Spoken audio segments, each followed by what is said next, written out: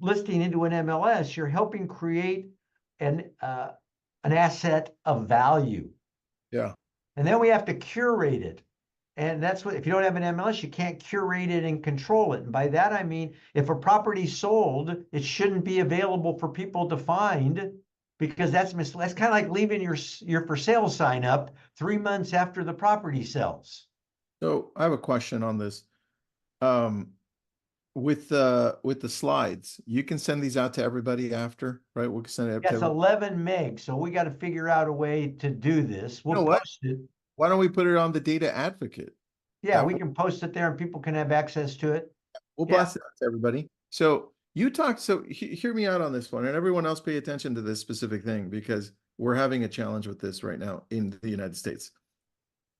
And you go over there, Saul, you go to Europe to talk about connecting different regions so that we could all share properties, right? And there's like one way that kind of evens the playing field for everyone so that we can all play fair. You come back to the United States and NAR just punted the decision on what we're going to do with clear cooperation. It's like, hey, we're not going to decide on it yet. And then we've got these two sides angry at each other. Same thing that we talked about last time. We all agree on this here. Saul, John, me, we all agree, clear cooperation. We don't think it's the perfect thing, but we think it needs to be in place right now, right? So now you go over to Europe and they're like, man, we wish we had what you guys had. And we're over here saying, well, this sucks, some of us. We should just destroy it, right? Where are you seeing we end up with this? Because NAR is like, let's kick it down because we have other things to worry about right now, like all of these lawsuits and settlements. Where do you think we end up with clear cooperation? Well, so for me, clear cooperation is just another name for mandatory submission. We talked about this. Yep. Right. So with clear cooperation, another name for mandatory submission and a bunch of little side rules. But mandatory submission means you must put your listing in the MLS if you want to belong to the MLS. Mm-hmm. So if you want to belong and you want to play and you want everybody to share their listings, you have to be willing to share yours and you can't withhold it. And that's the big positive aspect in my mind of clear cooperation. And so, but people got to be able to must put their listings in, because if you don't force them, then it'll turn out like a commercial MLS, which got some listings, but not all the listings. So it's not a complete database.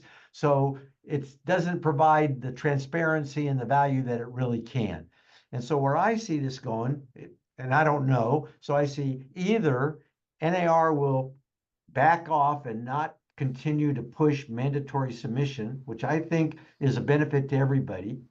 And if they do that, other brokers, companies are going to figure out a way to build their own database. Mm-hmm. Then the question is, once they build their own database, are they going to share with one another, or are they going to keep it siloed to themselves? And that's not good for anybody.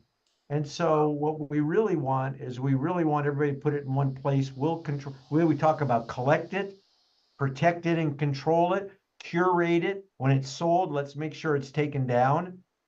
When the status changes, let's make sure that the MLS database reflects the status. That's better for everybody.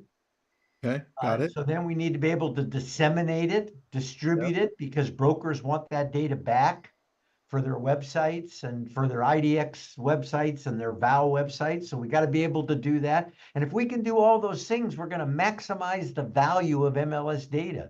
And the reason that's important is if we can maximize the value of MLS data, we could actually find entities that would buy that data. When I say data, I might not be talking about what people think I'm talking about. I'm talking about selling information that won't hurt your business model as a broker, but will be valuable to other entities. And so when we talk about MLS data, there's 3 types. Basically, there's the property data, bedrooms, baths, square footage, property data. Then there's transactional data.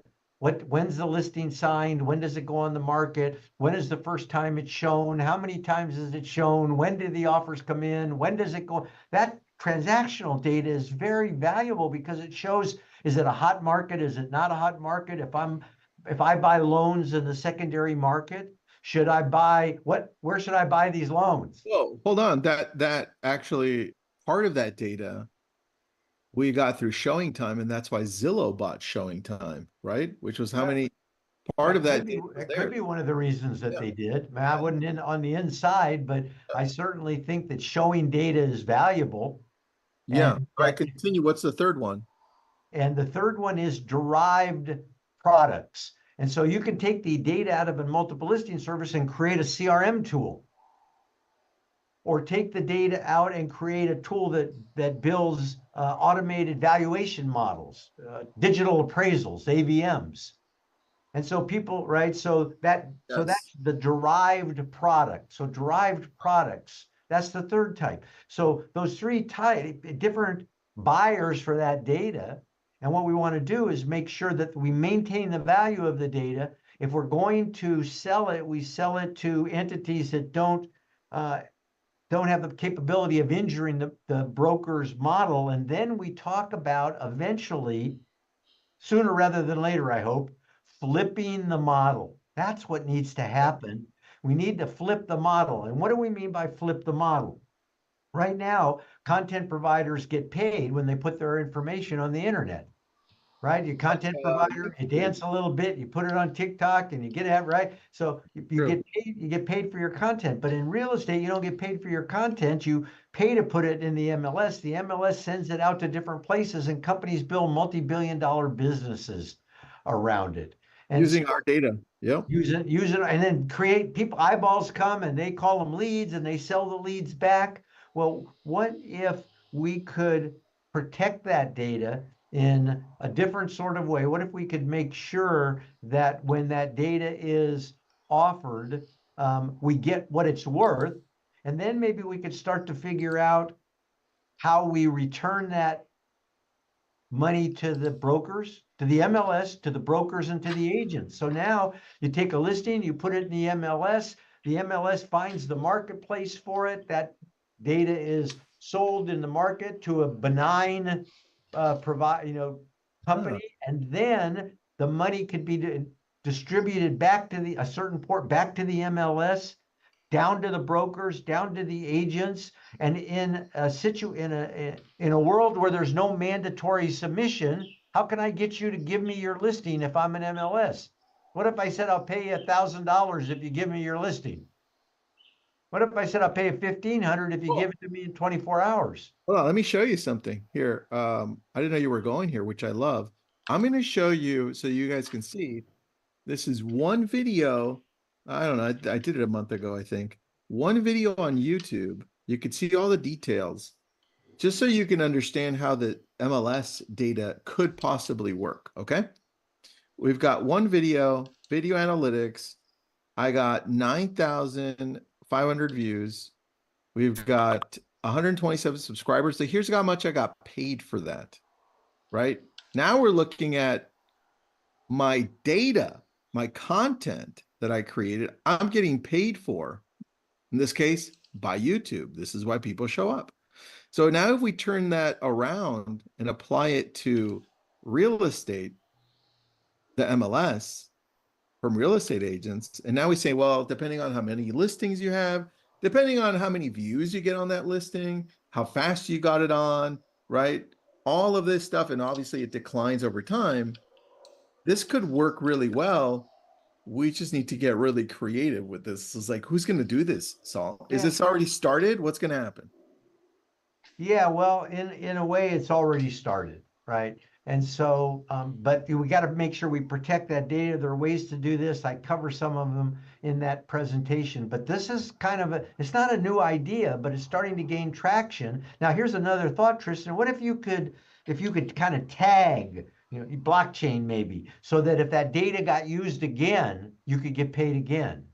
And if somebody else took that data and used it, you could get paid again. I like that. So it's like my old videos popping up on someone's feed again. I'm still getting paid. Yeah. So this works. Think about the buy side. When people come and start looking at properties, if they're interested, they might fill out a loan application. That loan application information is really valuable. And then what if somebody got a loan? And what if you were you're the responsible party for bringing that person to a page where they signed up for the loan? Now, what if you could be compensated for that? Not compensated based on the closing, because that might be a RESPA violation, but compensated because you brought data called buy side. It's the buy side, and people are interested in that. And what if that helps somebody get a loan? And then what if that same information got used in a car loan later on? I want money. And so we talk about monetizing. Dude, why doesn't somebody take this on and be like, this is what somebody, NAR should just take this on and be like, let's do this. Who's gonna do this at the level we need? So John Reilly and I have been talking about this for quite a while, eh, John? Hey, Ryan, can you go to slide number 4, Tristan? Wait, hold on. Slide number 4. By the way, we are working on a technology right now that can meter. And so if somebody takes our listing from the MLS, we can tell how much traffic it gets. We can meter it and we can bill for it. We haven't launched it yet, but we're scroll up a little. This one? Right about there. Okay. That's what Saul's talking about. Yeah, business models that rely on MLS data should be charged based upon the data they consume. And so instead of saying, well, you can have a data feed from the MLS, you can pay $200, $300, here's the data feed. What if we said, here's the data feed, we're going to measure how many people go to your site. And we're going to charge you based on the number of people, because we believe people build billion-dollar businesses out of data that they get from an MLS. And who gets shortchanged? Most of the people who put data into the MLS. So business models that rely on MLS data should be charged based upon the data they consume. Content providers should be paid for their content. MLSs and brokers and agents should be paid for their content. And the way you do this is you meter the data. And today with Amazon Web Services, with cloud computing, with APIs, there are new ways to be able to measure this. And then can we charge people for it? And that's where we're headed, Tristan. Well, hold on, pause. Holly, I never pieced those two things together, and I talked to Saul often and John. That's a really good point. Hold on. If we backtrack a little bit and say one MLS in the nation, a big MLS. Saul, let's say yours. You've got what, 14, 15,000 agents? Yeah, 12, but close enough. Yeah. 12,000. I was way off. Sorry. 12,000 agents. If all 12,000 agents down in the San Diego MLS have the ability to earn income from the content listings and data they put up there, now all of a sudden they're competing. We're now pushing out and competing against Zillow. Zillow is like, if they want our data, then they're going to have to pay us at some point. Yeah. Well, we have to socialize the idea of paying based on your consumption, which is fair. Oh, where do we sign the document? Because I mean, is everybody in on this? Like, I want to get paid for my listings. Yeah, it's like, well, and if we don't push this model and mandatory submission goes away, you're going to have big firms that silo their data. Of course. Right. So you're going to have a lot of other things. So this is already watching that. We're already watching big brokerages say, hey, we're going to have our clients sign this. We're going to just keep it over here for a little bit. And office exclusives, right? Yeah, office exclusives. Lisa, yeah, we agree with Saul 100%. Cynthia says, I'm ready. She's like me. Sign me up. So there's a number of steps that have to be taken, and we have taken a number of steps, and we're at a point where we're just about ready to test this ability to meter the data consumed and then bill for it. But we can't bill for it until we get people to understand what it's worth and why it's worth that to them, and that we're not going to be patsies any longer.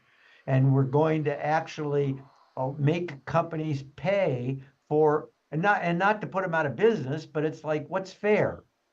And we want to try to change them. So John and I, we use this term flipping the model. Flipping the model, right? You as a real estate professional, you do a lot of things, and one thing you don't even think about it is you create content. but you kind of forget about it when you put it in the MLS. What if at the MLS level, we could figure out ways to monetize it? Eventually, it won't start out with you can quit doing everything else and there's going to be enough money from the data to pay you. But we have to start somewhere, right? We have to build this. We have to convince people that there's value in this. Now we know there is, because look at these billion-dollar companies that take the data from an MLS. They do it on the premise that because they got a real estate license, they're entitled to the data. We say, wait a minute, you don't take listings. You don't sell any of the properties. You don't actively endeavor. That's a key phrase in MLS rules. You don't actively endeavor. So if you don't actively endeavor, maybe you shouldn't pay. Now, we'll still give you the data, but maybe you should pay more than the brokers that are busting their rear ends listing and selling real estate in your market. That's slide 3. I love that. Well, I wanted to switch over to one other topic as we, I don't want to take up a lot of time that we've got here, but everyone agrees with us. By the way, there's a big community called Lab Coat Agents that could help out too. I'm not sure if you guys have heard of it. So anytime you want to tap on that once you're ready. Kim says, and if not, get paid per listings, at least not have to pay the MLS anymore. Like it cancels out, right? Currently it's so that's like an early step here is once we can monetize it. Now make sure it's got the value. What we already went through the things you got to do to create the value. Once we do that, once we find the marketplace, once we start to monetize, as money starts to come in, you're right. The first step would be start to reduce fees, eliminate fees, right? Then when we figure out other thing, here's something else. That data is even more valuable than people think, because what does AI live on? Data. We say we got this old data. It might not be worth anything, but guess what? To some AI model somebody trying to develop something, we don't even know the value of some of this old data. That's very true. Very, very good point. Now I want to transition to this. You guys sent this over to me. I had read it earlier in the week or the weekend. I don't remember when it was. Maybe it was last Friday. This whole, I thought it was really smart, but I want to hear what you guys have to say on this so that people can understand what really happened here. Well, let me mention that we've been talking about this NAR settlement, and there's been close to $1 billion in the settlement pool that have been amassed. Yep. And just recently, there was a case in Georgia where there was also a settlement, and EXP settled for $35 million. Well, this is interesting, but the attorney Ketchmark and his people from the Sitzer and Gibson case, they said, well, wait a minute, that's unfair. That's too light. They got away with it. And there's a thing called reverse auction practice, in which the defendants can select a settlement, and that can be what would be governed. But in the Sitzer case, they want to move that back to the Missouri case and get a lot more money from EXP. So this is pretty interesting, where the attorneys, they're getting a good piece of the $1 billion settlement to date. They want more, and they feel that EXP has a much better balance sheet than some of the other defendants. So they're going after that money to bolster it. And of course, as I recall, when you get to the final, we've talked about this November 26th, if that's not extended or anything, out of the final judgment, that's when the attorneys get paid. So before that happens, I think they want it moved back to the Missouri case, where it can be incorporated, and I think build up the settlement pool to a greater amount. But of course, EXP and their attorneys are fighting that move. But I thought that was pretty interesting development. Yeah, well, you're right, Tristan. It's smart. I mean, to me, it appears smart. So Sitzer Burnett's Missouri, EXP went to Georgia, Now you think of the Sitzer Burnett, those early settlements, Remax was like 55 million and Anywhere was 75 million. And like those were the early settlements. Yeah. And NAR 418 million. And this was Sitzer Burnett, the settlement there in Missouri. And EXP kind of did something. They went to Georgia and they got some similar case in Georgia, and they were able to settle out at 35 million. And the crybaby attorneys in the Sitzer case in Missouri said, wait a minute, that's not fair. We need to bring that home, and that they're not paying enough. So it's just kind of interesting, right? The law and how it works or doesn't work. Yeah, it is interesting that they decided to settle over there for a lot less. They're like, hey, you know what? We found a loophole. But I mean, look at how much money they put in, the attorneys, right, for the Sitzer Burnett. Look how much money they put into this initially to do all of their research and find the hole, supposedly the hole, right? And then decide what state they were going to go in and say, hey, we're going to go in this state and there's a reason for it. So I think it was pretty smart. Well played on EXP's part to do this. Let's see what happens, right? Right. And then on top of everything else, let's see when the Department of Justice steps in, because are we all still feeling like they're going to step in at some point in the next few weeks? Because they've only got 4 weeks, right? 4 or 5 weeks. Well, that was our prediction, but it could be wrong. And of course, they stepped into the MLS pin case, and there the judge went ahead and put a freeze on the case, and whether or not Judge Bao would do it on November 26th, we're not certain. But regardless, I mean, the DOJ still has a ongoing case against NAR based on their exclusionary practices, and they can pursue that. That's where those administrative subpoenas come in, where the NAR and its directors have to reveal through their emails discussions about some of these policies. So that part is still ongoing. Yeah, so we still believe that they probably will step in. And even if they don't, it's not over, because as we mentioned early on, there's still the clear cooperation policy, and which is the mandatory submission rule that's being disputed right now. But Tristan, the DOJ didn't step in, but an interesting thing happened, and I think I sent you the link to this. People at Real Estate News, they went ahead and published a new report. They do an annual report, and it's usually for a lot of money, but this one is complimentary, and it's in regard to the 10-year anniversary of the danger report that had stirred all of the issues that we're talking about. So they've updated that, and they call it Opportunity, and it is free.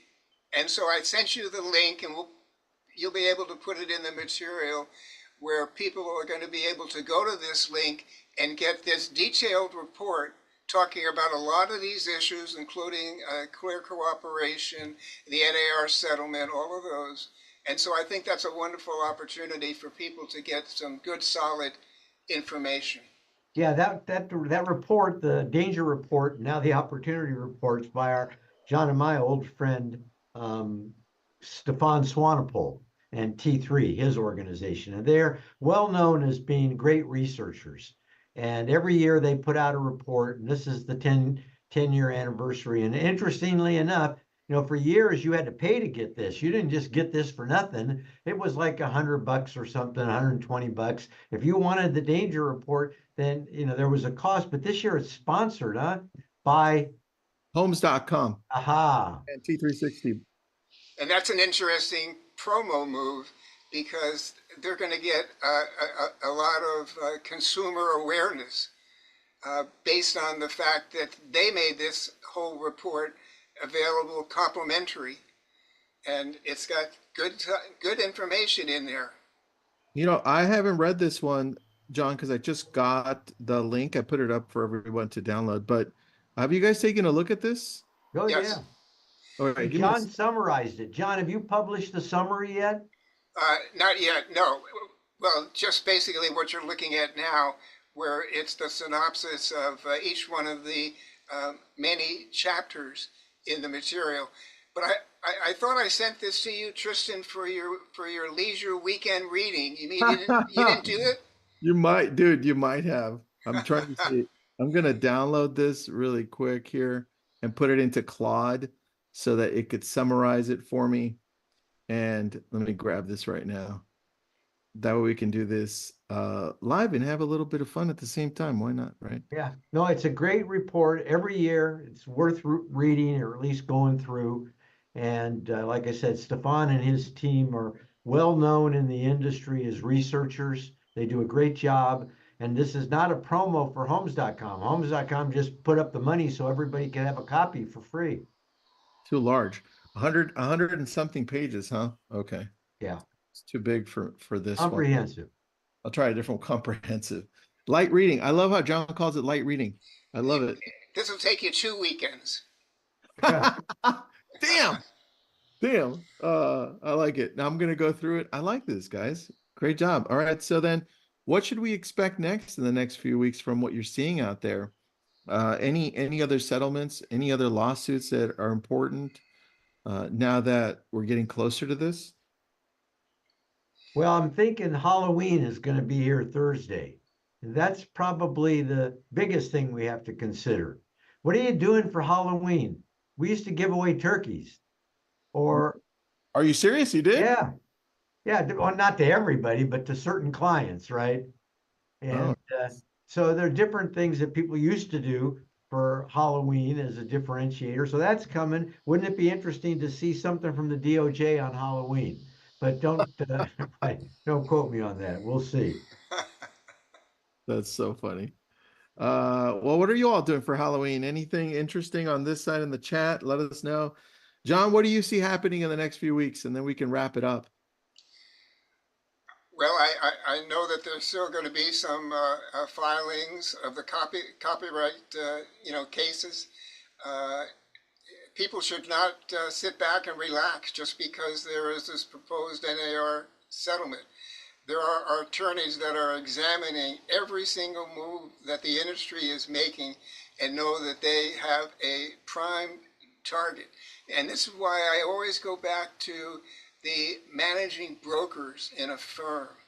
They have to take a look at all of their procedures and make sure they're consistent with the new practice. I think one of our early comments in this webinar was from a gentleman who said that he found out that the Northern Virginia has a really fabulous new listing agreement. And that raises the point that I think contracts should be reviewed by everybody, and more brokerages should have their own internal contracts. Why not have your own listing form? Why not have your own other forms as well? The one form you really can't have, I think, is the purchase agreement. Okay, I don't think you can have a customized purchase agreement. I think you'd have to use one that's more commonly accepted in the community. But why not with the buyer brokerage agreement? It should be customized to the broker. And so I don't see a problem with using and developing those. And I encourage people, especially managing brokers, to take a look at it and then train your people on the new contracts. Somebody asked about, is there anything we as agents can do to affect the outcome? And I would say, and John, tell me what you think. I don't think there's anything that we as agents can do to affect the outcome. I think the outcome is this whole thing is in process.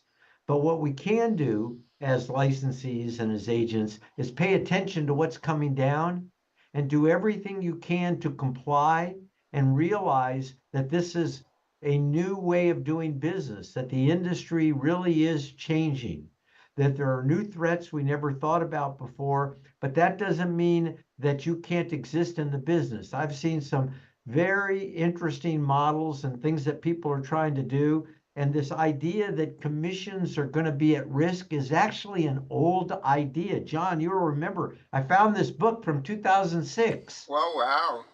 Yeah. All right, Professor Danny, and she did a great job in 2006 talking about commissions at risk. And I'm going to go back over it again and see what advice she had back then. So we've been dealing with this for quite a while. We can't affect the outcome at all, I don't think, as individual practitioners. And we shouldn't worry about that. What we need to do is we need to pay attention to what's going on. As John said, make sure that we stay within the legal bounds. We're doing our job. We're representing our clients effectively, and that we support the MLS, and that we support mandatory submission. And I know some people talk about they don't think that makes sense, and that's not right, but I think that's critical. And I think the one thing you can do, the most powerful thing that you can do for the industry and for yourself, is to support mandatory submission, otherwise known as clear cooperation, because that's a critical piece to keeping the MLS in place, and the MLS really helps everybody survive. Yeah, I agree. Guys, two things. One, I just created a quick summary through ChatGPT from that PDF. I asked it for a quick summary of that 100 and whatever page document, and I put the link to the document at the bottom. So I'll give this over in the chat to you guys. That's number one. I'll do this right now. Let me grab that link. There it is. Number two,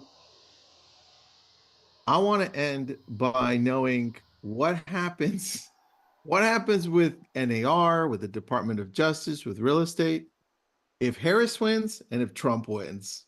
I mean, dude, we're like a week away. So what happens? Anything happen?